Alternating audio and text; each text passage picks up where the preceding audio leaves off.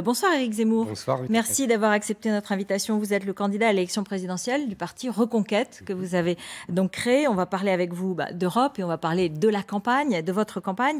Vous avez écouté Emmanuel Macron. Il a proposé notamment l'intégration de l'interruption volontaire de grossesse et de l'environnement à la Charte des droits fondamentaux de l'Europe. Vous êtes d'accord ? Vous savez, Emmanuel Macron aime bien les grands discours, les grands mots, les grands principes. Vous détestez pas les grands mots et les grands discours? Moi, j'aime beaucoup les grands mots, les grands discours, mais quand ils ont du talent d'abord. Et ensuite, il aime mettre des grands principes dans des chartes. Il ne faut pas oublier que... Déjà, la charte. Bien sûr. Mais vous savez, ces chartes, après, c'est utilisé.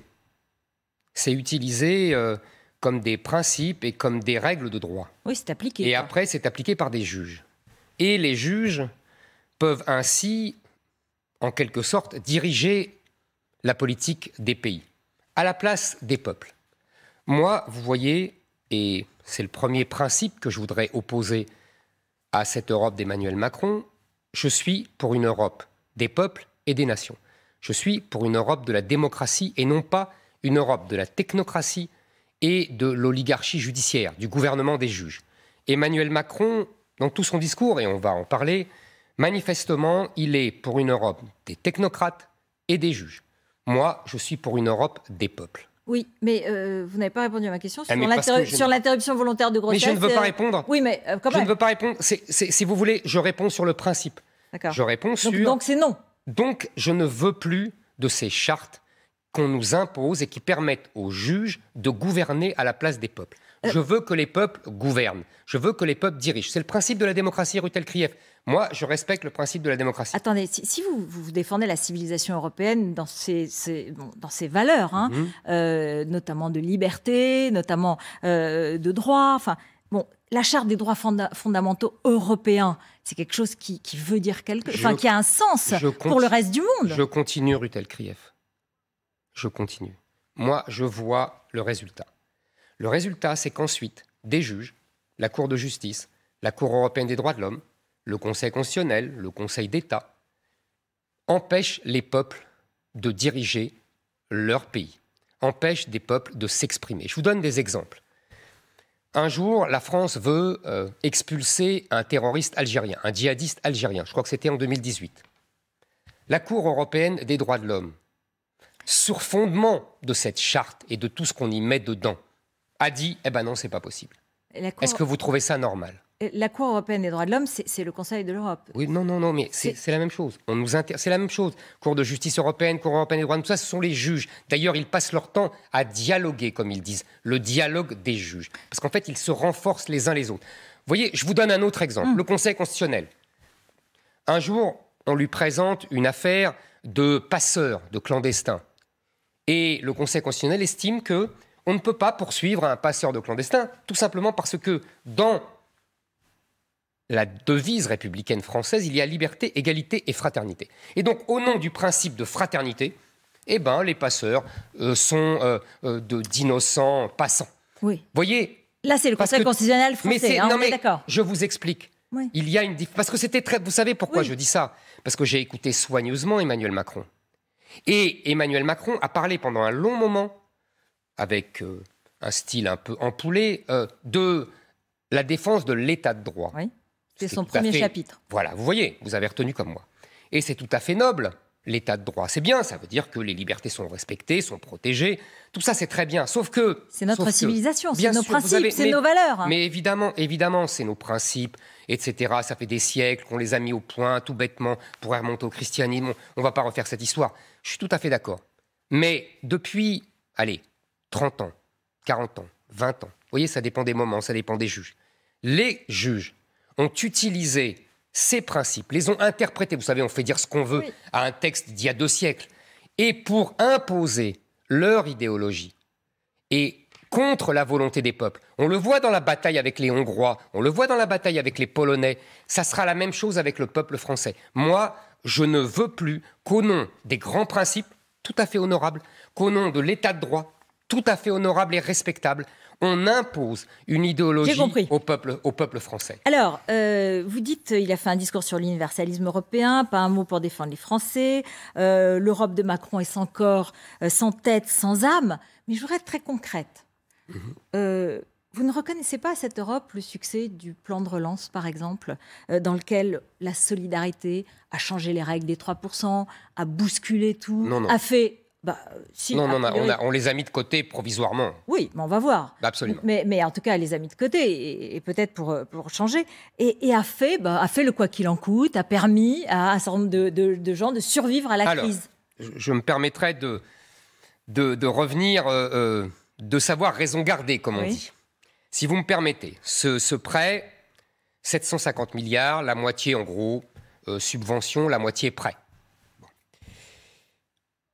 D'abord, petite réflexion liminaire, vous savez que c'était interdit par les traités.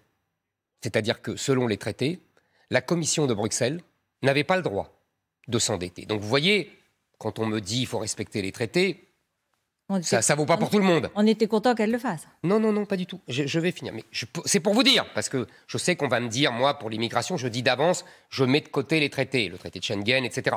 Mais je vous dis simplement, vous voyez, il n'y a pas que moi. Bon. Puis, qu'est-ce qui se passe? En vérité, vous dites on avait besoin de ça pour le quoi qu'il en coûte. Oui. Non. Le quoi qu'il en coûte a été financé par l'endettement qui est lui-même financé par la Banque Centrale Européenne, qui faisait une politique de quantitative easing depuis de nombreuses années, depuis en gros que Mario Draghi avait pris la direction de la BCE, et qui inondait d'argent tous les pays, y compris la France. Encore une fois, petite réflexion, ça aussi, c'était interdit par les traités. Donc, on n'avait pas besoin de cet argent. On aurait pu continuer avec le quantitative easing de la Banque centrale. En vérité, M. Macron a fait de l'idéologie. C'est-à-dire qu'il rêve ce qu'on appelle un moment hamiltonien. Vous savez, aux États-Unis, à la fin du XVIIIe siècle, Hamilton était le secrétaire d'État aux finances et il a fait un grand emprunt qui a fédéré tous les États américains. En vérité, M. Macron fait de l'idéologie là-dessus. Il rêve des États-Unis d'Europe. Il veut noyer la France dans les États-Unis d'Europe. D'ailleurs, j'ai remarqué une réflexion qu'il a faite assez intéressante, et je reviendrai sur votre prêt. Il dit à un moment, évoquant les 2 guerres mondiales, ce sont des guerres civiles européennes. Qu'est-ce que ça veut dire? Ça veut dire qu'il y a une nation européenne dans sa tête. Ça veut dire que les affrontements entre la France, l'Allemagne, l'Angleterre, parce que c'est les 3 grandes nations, sont des affrontements de nationaux communs. À l'intérieur d'une même civilisation. Non, parce que c'est un mot... Attendez, pardon. C'est un mot auquel vous tenez, bien sûr, la civilisation. Bien sûr. Donc quand on... Une guerre civile... Oui, mais quand il y a ce concept, ça veut dire qu'on partage les mêmes valeurs et on se retrouve en guerre. Non.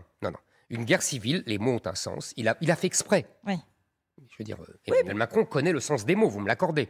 Donc quand il dit guerre civile, c'est parce qu'il veut dire la France, l'Allemagne et l'Angleterre sont en vérité des mêmes pays, un même pays. Bon. Est-ce que vous considérez que des guerres entre le Japon et la Chine sont des guerres civiles? Non. Et pourtant, c'est la même ère civilisationnelle. Eh ben, est-ce que Ils vous diront qu'ils ne sont pas les mêmes, la même culture. Mêmes peuples. Eh ben, nous non plus. Nous non plus. Oui. Il y a des peuples. Et je reviens, si vous me permettez, à l'histoire. Rassurez-moi, vous n'êtes pas pour le retour des guerres tout court entre les pays d'Europe. Non, je ne plaide pas pour le retour des guerres. D'accord, mais vous reconnaissez que l'Europe, l'Union européenne a apporté une paix qui était bien souhaitable. Ah, ce n'est pas l'Union européenne qui a apporté la paix. Non, ce sont les créateurs de la... C'est la paix qui a apporté l'Union européenne. C'est-à-dire que parce que les 3 pays que j'ai cités, les Anglais, les Français et les Allemands, épuisés par 2 siècles de guerre depuis le XVIIIe siècle, entre la France et l'Angleterre, puis l'Angleterre, la France et l'Allemagne, pour l'hégémonie européenne, épuisés par ces 2 siècles de guerre, en 1945, n'étaient plus assez forts et ont permis l'émergence des géants américains, et à l'époque on disait soviétiques. Voilà pourquoi il n'y avait plus de guerre, plus la menace nucléaire. C'est pas parce qu'il y a l'Union européenne. Non. Cette volonté politique, ma chère Rutel Krief, elle existe depuis le XVIIIe siècle. Oui. On en parle depuis le XVIIIe siècle. Elle a marché, là. Dans les années 30, on en parlait aussi. Aristide Briand pensait déjà à une Union européenne. Non, elle a marché parce que les 3 grandes nations européennes étaient épuisées et étaient dominées par les États-Unis et avait peur de l'Union soviétique. Et Éric Zemmour, la dernière guerre qu'on est en train de livrer, elle est la guerre au Covid-19. Est-ce que l'Europe ne nous a pas aidés pour les vaccins? Les vaccins, je précise, oui. Les vaccins, ils étaient produits par Pfizer et BioNTech en Allemagne, par exemple, puisque BioNTech est allemand. Il y a eu une discussion en Allemagne. Il y a eu une volonté de garder les vaccins pour eux. Et en fait, il s'est passé qu'il y a eu une règle européenne, un partage et une production européenne des vaccins. Est-ce que ça, c'est pas un plus de cette Europe? D'abord, encore une fois, vous voyez, c'est la 3e fois, je ne fais pas exprès, je réponds à vos questions. C'est la 3e fois que je peux vous dire que cette fois-ci encore, la Commission de Bruxelles a transgressé les traités. Parce que la santé n'est pas dans les compétences de la Commission de Bruxelles. Mais ce n'est pas la question. La question, c'est une fondamentale. Décision. Non. La question, c'est une décision de la Commission de où l'Allemagne décide qu'elle partage. C'est pas l'Allemagne qui a décidé. Non. L'Europe décide c'est de la Commission de Bruxelles des qui a pris en main. Et vous vous souvenez que ça a été une catastrophe au début. Parce que la Commission de Bruxelles a très mal négocié. Elle a négocié au rabais. On ne les avait pas. Vous vous souvenez de cette histoire quand même? Parce que bon... maintenant, vous réécrivez l'histoire. Non, mais moi, j'étais très sévère sur les vaccins au début, personnellement, sur la façon dont les vaccins ont mis beaucoup de temps à arriver, en France notamment. Très bien. Les Allemands nous auraient vendu les vaccins de la même façon. On les aurait eus de la même façon. Tout ça, c'est une histoire racontée. Et je voudrais revenir à notre histoire d'emprunt. Vous avez dit, c'est formidable, on a 750 milliards. Je tiens à dire qu'on les remboursera.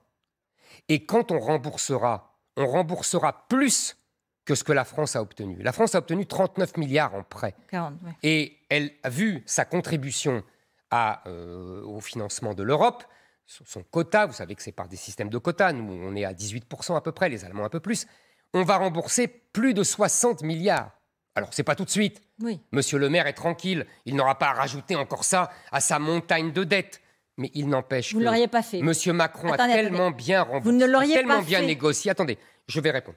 Et a tellement bien négocié qu'on va rembourser plus que ce que l'on a obtenu. Donc vous non, je ne l'aurais pas fait. Que vous auriez fait. Ça ne sert à rien. Qu'est-ce que vous auriez fait? Mais alors, je vais vous dire.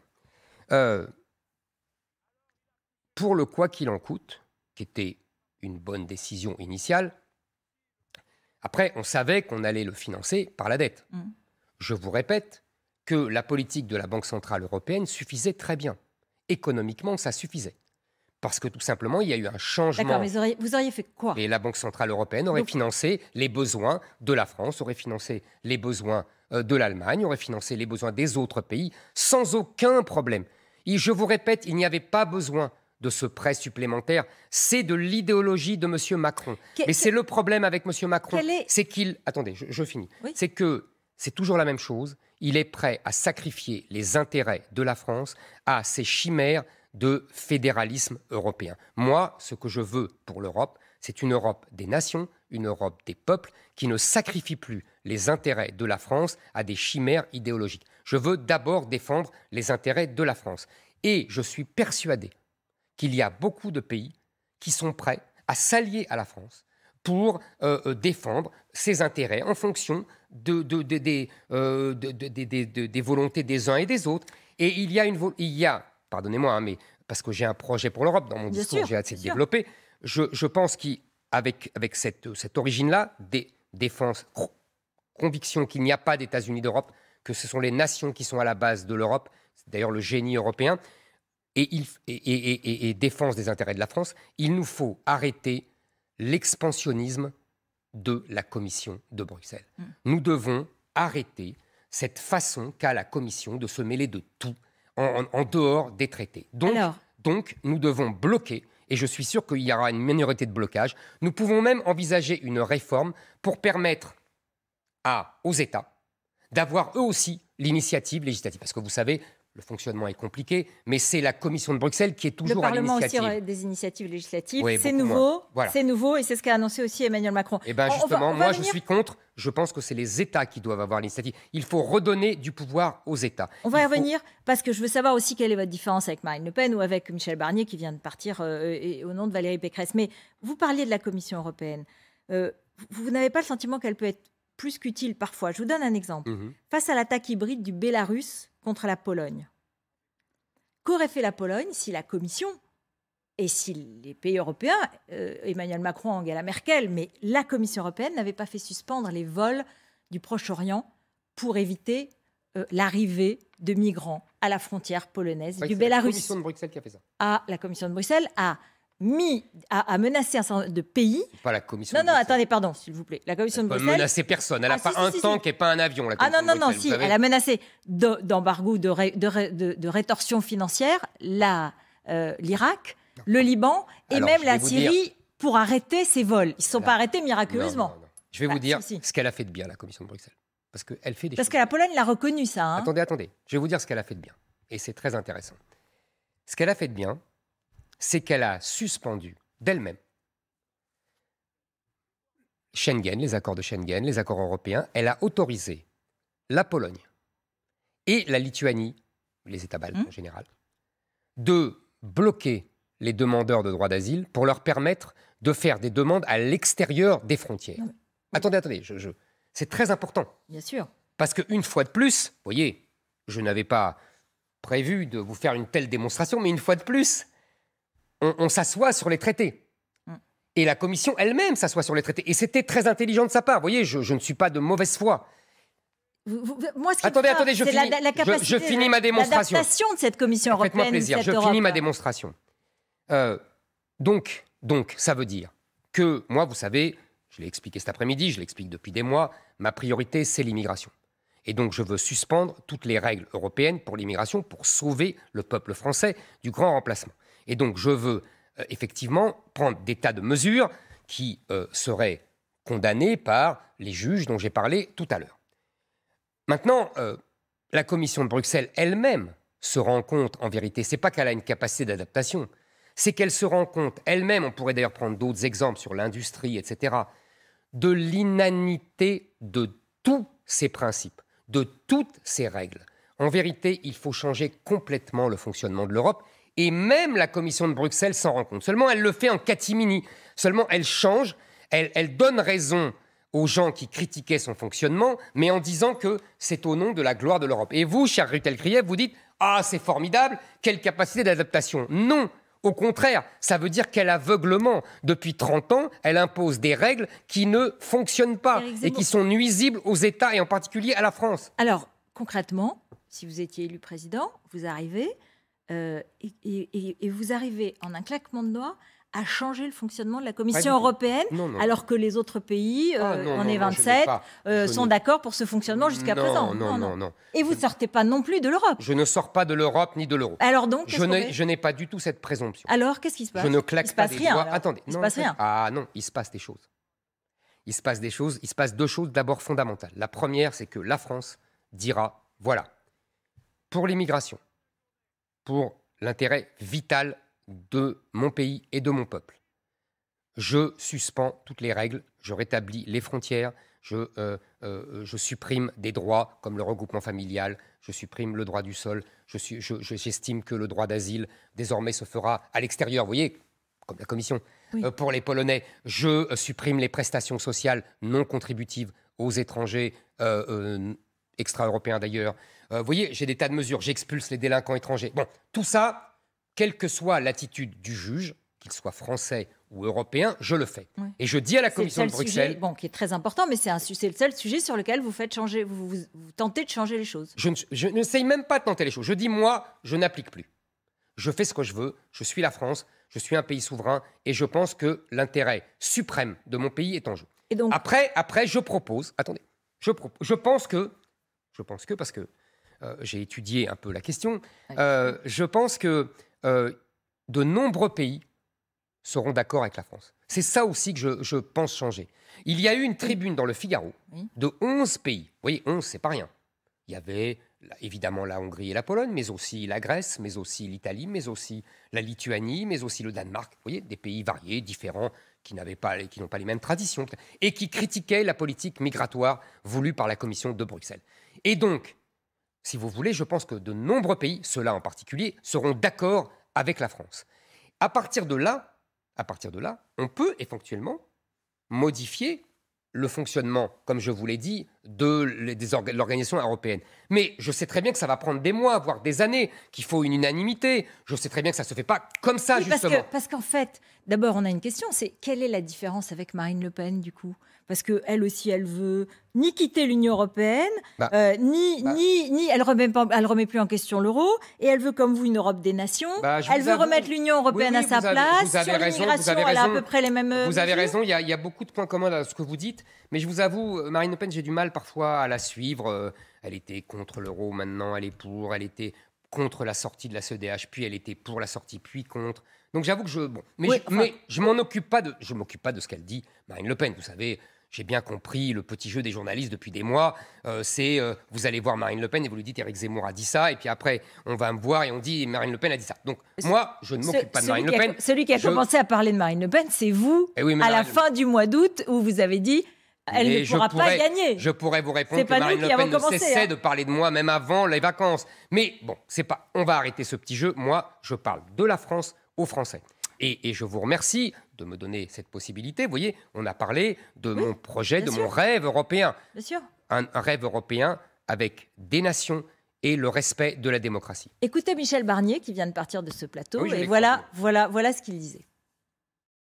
Je ne vais pas passer trop de temps à polémiquer avec M. Bardella. C'est un nationaliste, comme Mme Le Pen, comme M. Zemmour. Moi, je suis un patriote, et je suis un patriote européen, comme l'a d'ailleurs dit Valérie Pécresse. Nous sommes patriotes européens. Voilà la différence, je crois, assez irréconciliable avec M. Bardella. Il a raison. Un patriote, vous n'êtes pas un patriote européen. Moi, je suis un patriote. Français. Français, voilà. Et pas un patriote européen. Voilà. Et donc un nationaliste. Parce que non, pardonnez-moi. Patriote européen, c'est comme, ça c'est le concept oxymorique. Vous savez, un oxymore, la contradiction entre deux termes, c'est comme le concept de souveraineté européenne de M. Macron. C'est la même chose. Michel Barnier, il a dit qu'il préférait l'indépendance. Oui, bien sûr, mais vous savez, ces gens-là sont les mêmes. M. Barnier a été commissaire européen, je connais bien.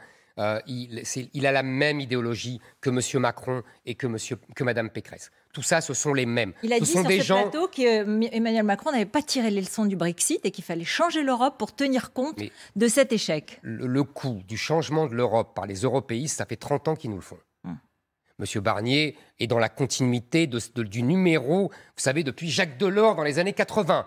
Il faut changer l'Europe. Non, il faut changer l'Europe, oui, mais pas par eux.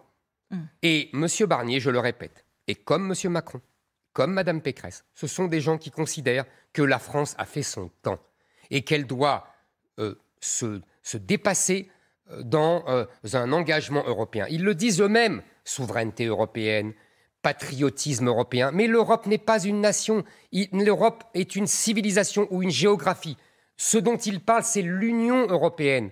Vous voyez, les mots ont une importance. Oui, en fait, l'Union européenne, c'est une organisation internationale. Mais je comprends, ce n'est pas les États-Unis d'Europe. Non, mais si vous étiez élu président... Nous ne sommes pas le Texas, rue Mais on ne voit pas bien ce qui changerait, parce qu'on ne voit pas bien... Je vous l'ai dit. Oui, j'ai bien entendu. Mais pardonnez-moi, c'est un changement très important. On peut avoir du mal à croire à la faisabilité, parce que vous n'avez jamais gouverné, vous n'avez pas l'expérience de ce que peut être un changement aussi important sur une structure qui dure depuis l'après-guerre, quand même. Rutel Krief. Vous tenez un point important. Je n'ai pas l'expérience du gouvernement. Vous avez 1000 fois raison. Donc je ne suis pas comme les autres, etc. Non, c'est pas ça. C'est pas ça. Eux, ils ont l'expérience de l'impuissance. De l'impuissance érigée en principe de gouvernement. Donc évidemment, leur rêve, c'est que quand ils sont élus président de la République, c'est pour donner toujours plus de pouvoir, toujours plus de compétences à l'Union européenne et à ses institutions. Moi, c'est l'inverse. Je ferai revenir des compétences au niveau de l'État français, parce que c'est la base de la démocratie et de la souveraineté française. On va regarder ensemble ce rolling. Vous savez, c'est notre sondage quotidien pour l'IFOP. Et là-dedans, je vous parlais de Marine Le Pen. Elle a pris un point. Elle a 18 points ce soir. Elle est donc qualifiable au second tour. Alors que vous, depuis le début de ce sondage, qui est maintenant presque une quinzaine de jours, vous avez perdu des points. Vous avez été à 12, puis à 14, puis vous êtes redescendu à 11,5. Vous connaissez très bien les sondages. Vous êtes un journaliste politique à l'origine, vous travaillez aussi avec comme candidat. Bien sûr. Donc j'ai envie de vous dire, ça va pas trop, la campagne. Écoutez, les sondages sont importants. Je ne vais pas vous dire que ce n'est pas important, je ne vais pas vous refaire la blague que nous aimions tant tous les deux de Jacques Chirac. Il faut mépriser les hauts et repriser les bas. Bon. Mais... Donc vous regardez comment se bat? Je regarde. D'abord, c'est pas le seul sondage. Non, bien sûr, mais enfin, ils vont tous dans le même sens. Ça dépend, non. Bon. Il y a le sondage, il y a eu un sondage Cluster 17 ouais, voilà. où je montais, où je dépassais Madame Pécresse. Non mais. Oui, il y en a un. Il y en a un et il y Absolument. en a deux, je baisse. Bon. Mais de toute façon, je pense que, vous savez, les sondages vont être comme ça, vont faire du yo-yo pendant encore plusieurs semaines. Je pense que les gens ne vont vraiment rentrer dans la campagne présidentielle qu'au mois de mars, quand il y aura les débats télévisés. On a vu ça en 2017. On a vu comment Mélenchon avait complètement remonté et éradiqué, si j'ose dire, la candidature de Benoît Hamon uniquement avec les débats télévisés. Madame Pécresse et Madame Le Pen ne pourront pas toujours refuser des débats avec moi. Il y a un moment où elles devront quand même affronter devant les téléspectateurs et on pourra voir nos convictions. Donc vous aurez vos parrainages? Et bien sûr que j'aurai mes parrainages. D'accord, donc il n'y a plus de doute, il n'y a plus de, mais vous savez, il y a toujours chantage, d'inquiétude. Combien vous en avez ce soir? Là, on a depuis une semaine, 15 jours, ça s'accélère. Donc là, on a dépassé les 350, on approche les 400. Je suis mesuré, mais manifestement, les maires ont compris qu'il y avait là et ce ne sont pas des fonction démocratique. Et ce ne sont pas des LR qui vous les ont donnés comme les mauvaises langues le laissent entendre. Non, ce n'est pas les mauvaises langues, c'est les gens de Marine Le Pen. C'est pas pareil, c'est peut-être des mauvaises langues, mais moi je ne crois pas du tout. Non, vous savez, les LR ont des consignes très strictes, donc il n'y a pas de souci. C'est des gens, des non-inscrits, des gens de petites communes qui ont envie soit de me soutenir, soit qui considèrent que je dois être candidat. Quand on voit cette différence entre vous, c'est-à-dire qu'à un moment donné, vous étiez à peu près à égalité avec Marine Le Pen ou un petit peu à touche-touche, et vous avez bien devant à vos premiers sondages, à 17% dans le sondage Louis Harris pour Challenge à l'époque au début. Mais là, elle a repris l'avantage. Elle a tenu bon. Vous qui êtes un analyste, vous vous dites, elle a tenu bon devant mon offensive. Et moi, j'ai envie de vous dire, est-ce que vous ne l'avez pas remplacée dans la figure qui inquiète, qui représente une menace pour la démocratie? Et est-ce que vous n'avez pas contribué à adoucir son image? Alors là, c'est encore une fois des éléments de langage du Rassemblement national, c'est très bien.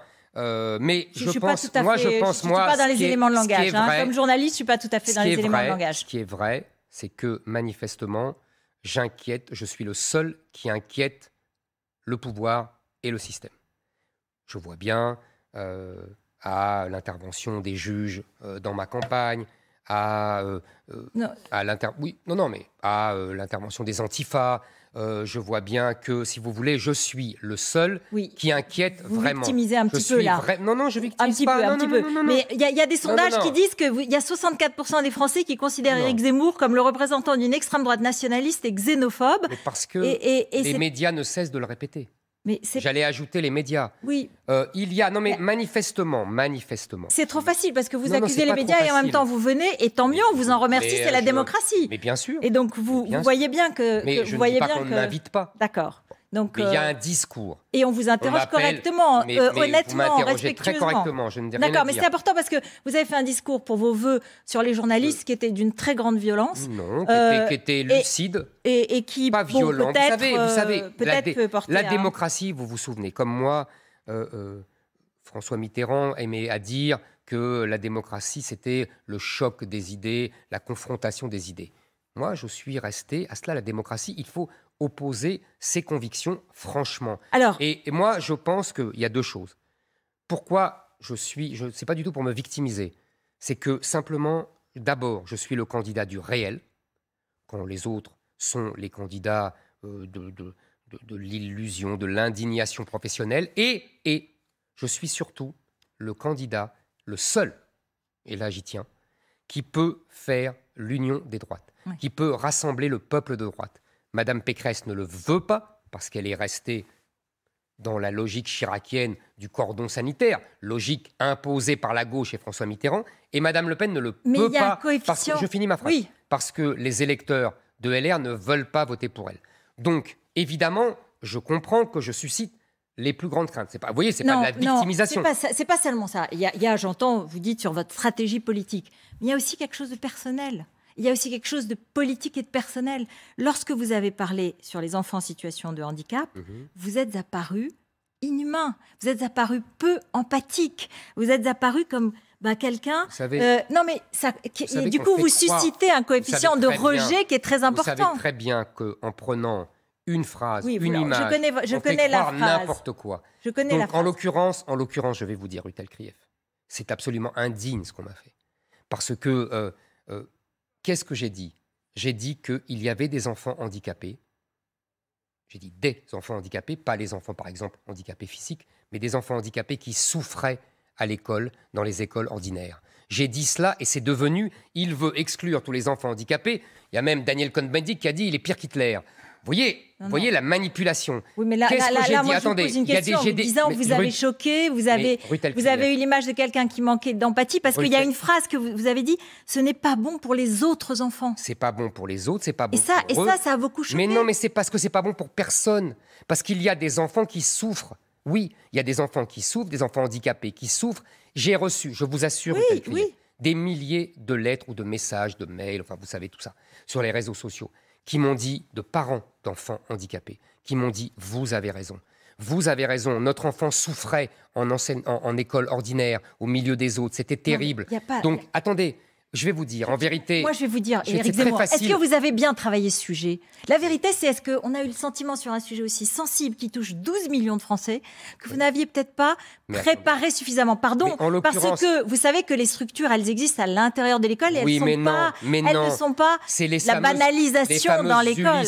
Voilà. Il y a les deux. Il y a les enfants qui sont dans les classes ordinaires, il y a les enfants qui sont dans les établissements ordinaires avec les fameuses structures Ulysse, sauf que vous savez que ce qu'on appelle les AESH, les assistants, les aides en situation de handicap, sont beaucoup trop peu nombreux, ils sont mal payés. Vous savez qu'aujourd'hui, il y a des milliers d'enfants qui prennent le taxi pour aller passer la frontière belge, parce qu'en Belgique, il y a davantage d'établissements spécialisés. En vérité, vous savez, derrière mais ça vous a coûté. Le cirque d'indignation de toute la classe politique, de Marine Le Pen à Valérie Pécresse, à Emmanuel Macron. Donc c'était une gaffe. Attendez, c'était pas.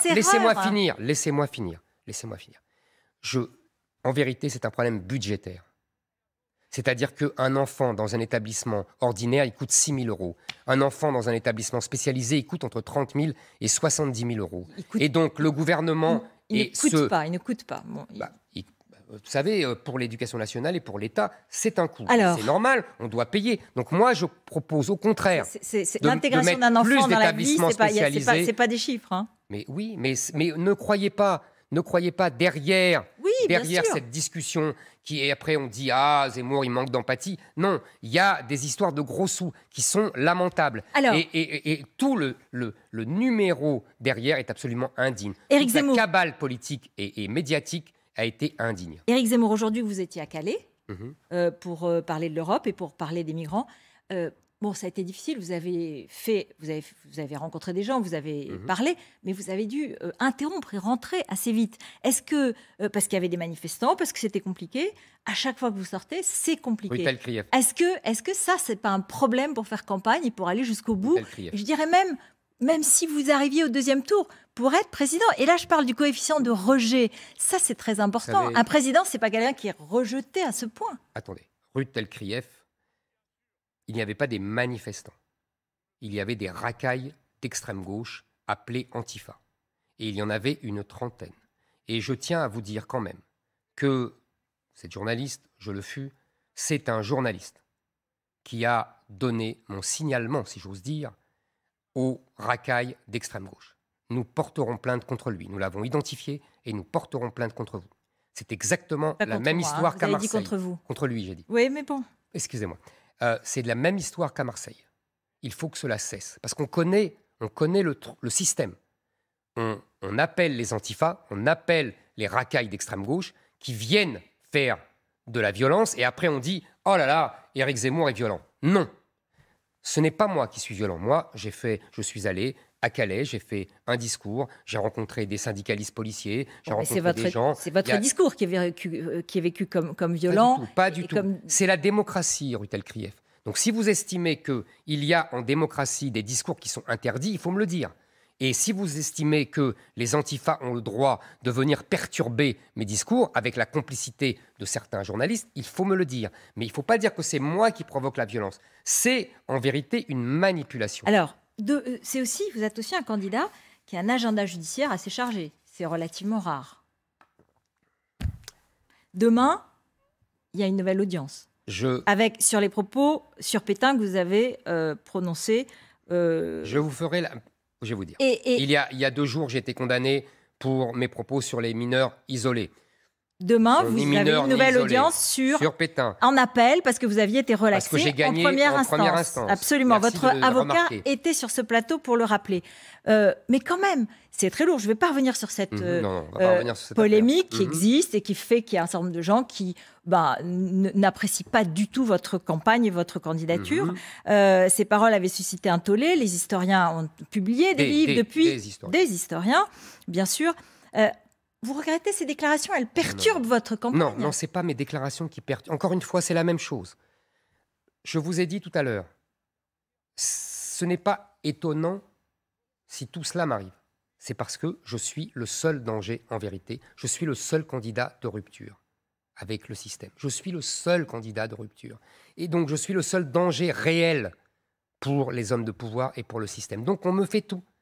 On voit la racaille d'extrême gauche, on me fait des cabales médiatiques, et il y a les juges qui interviennent. Vous ne trouvez pas ça bizarre? Vous ne trouvez pas ça bizarre que les juges... C'est le cours de la justice. Mais la justice, non, pour vous, attendez, laissez-moi finir. Vous ne trouvez pas ça bizarre que des juges, comme ça, interviennent et jugent des affaires sur un candidat à l'élection présidentielle pendant la campagne? Non, vous ne trouvez pas ça bizarre? Moi, je trouve ça bizarre. Oui. Excusez-moi. C'est le cours de la justice. Il y a une instance. Vous avez été relaxé en première instance. Il y a un appel. Oui. Ils auraient très bien pu retarder de 3 mois. Pour vous faire un cadeau. C'est pas un cadeau. C'est pour ne pas Ils l'ont pas fait à d'autres, vous vous en souvenez. Mais justement, ils ont volé. Vous faites une réflexion très pertinente. J'estime, moi... C'est le déroulement de la justice. Non. J'estime, moi, que, effectivement, la justice, comme vous dites, a volé l'élection présidentielle à M. François Fillon et aux électeurs de droite. Donc, ils veulent recommencer la même chose. J'espère que les électeurs ne se feront pas voler 2 fois la même élection. Vos propos ont suscité des poursuites. Et en l'occurrence, vous savez très bien, on va pas revenir là-dessus. C'est un délit d'opinion, Ruth Elkrief. Bon. Ça peut être considéré autrement, mais justement, on revient quand même sur les informations que vous nous avez données. Vous avez suffisamment de parrainage, vous pensez que vous y arriverez? J'en avais encore assez, mais je pense que j'y arriverai. Et vous en avez combien? Je vous ai dit, on approche de 400. Il y a une accélération là depuis 10 jours, depuis l'arrivée de mon ami Guillaume Pelletier. Je tiens à dire quand même que Guillaume Pelletier est arrivé, que nous avons d'autres arrivées de tous les bords. Car je suis le seul qui fera, et qui l'a fait déjà, l'union des droites, du Rassemblement national à LR. Il y a eu un effet Pelletier, c'est ce que vous dites? Oui, sur les maires. C'est normal, c'est un ancien maire, c'est un président de... Je lui ai rappelé un certain nombre de phrases que vous aviez prononcées sur lui, qui étaient assez violentes. Violent. Ah bah si. Enfin, c'est peut-être du talent. Vous pouvez considérer que c'est du talent. Merci. Mais les mots qui sont violents, vous savez très bien que c'est aussi impactant qu'un acte. Mais Guillaume Pelletier, je lui ai rappelé la tribune, le papier dans lequel vous l'avez traité de Rokhaya Diallo, entre guillemets. Vous l'avez assimilé. Ah si, juste après l'élection européenne. Non. Après l'élection européenne de 2019, vous avez été extrêmement sévère avec lui. Mais parce que je trouve qu'on s'en est expliqué. Et je trouve qu'il s'était mal conduit avec François-Xavier Bellamy. Je lui ai dit. Voilà. Mais vous savez, on a le droit de ne pas être d'accord avec tout, avec nos amis. Là, maintenant, on est... Évidemment, on ne s'est jamais vraiment disputé. J'ai dit ce que j'en pensais, voilà, et c'est fini. Maintenant, heureusement, on est ensemble pour un grand combat. Et j'ai trouvé que Guillaume Pelletier avait eu un courage extraordinaire. Qu'il avait, si vous voulez, il y a 2 catégories d'hommes politiques. Il y a ceux qui préfèrent leur parti au pays et il y a ceux qui préfèrent le pays au parti. J'ai déjà entendu, parce que vous parliez des éléments de langage, je l'ai reconnu, celui-là. Non, ça c'est une phrase de Churchill. D'accord, mais je peux pas. Vous l'avez beaucoup répété. Comme on me reproche de faire des citations, maintenant je prends ça à mon compte. Ah ouais, mais faites attention quand même, parce que les procédures judiciaires, ça peut continuer. Il y a une procédure. Le Churchill me fera rien. Non, il y a une procédure pour plagiat aussi, contrefaçon du droit d'auteur pour votre clip. Donc ça... mais non, c'est pas du plagiat. Ah bah, on a pris des contrefactuel. images. Rutel Krief. Non, c'est pas des mots. Vous n'avez pas payé les droits, quoi. Mais non, mais on a, si vous voulez faire du droit, il y a une jurisprudence qui prévoit que on a le droit de prendre des images pour très peu de temps, de quelques secondes, Donc, c'est une affaire d'appréciation. Les débats, ils seront sur LCI. Mais avec plaisir.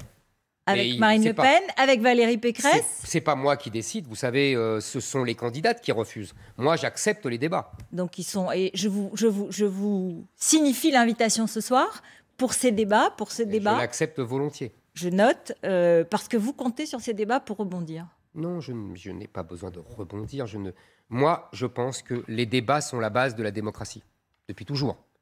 On débat entre gens qui ne sont pas d'accord. Et comme ça, le peuple tranche. Et aujourd'hui, depuis l'invention de la télévision, c'est pas à vous que je vais apprendre que depuis le grand débat Nixon-Kennedy en 1960, depuis chez nous le grand débat Giscard-Mitterrand de 1974, on sait que la présidentielle se joue à la télévision dans les débats. Mais c'est normal, c'est la démocratie. Donc moi, je ne refuse pas les débats comme certaines. C'est tout ce que je dis. Bon, on les fera. Ils se dérouleront sur LCI. Je l'ai compris, je l'ai entendu. Je vous remercie, Éric Zemmour, d'être venu. Et cette perspective nous intéresse évidemment. Merci d'être venu ce soir. Et merci à vous de m'avoir invité. Dans un instant pour parler de cette interview, de celle de Michel Barnier, de l'Europe et de la campagne française.